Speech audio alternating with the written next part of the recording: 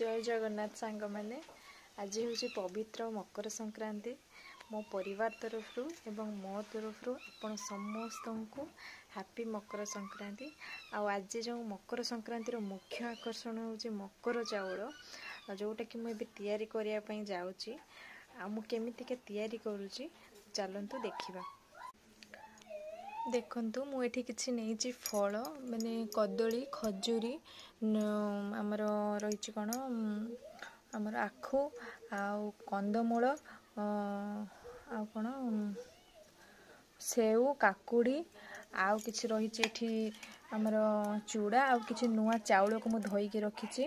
एठी नेइछि गुड़ टिके अदा एठी रही तिलौ आमर तो बालेश्वरिया को तिलौ कहती मु जानिनी कहा पटे कौन कहती। एठी रही किछि नड़िया काटिकी छोट छोट पीस कर रखिछि। एठी नेइछि किछि कंचा क्षीर आमे ताको मिसेबा चलंतु करिया।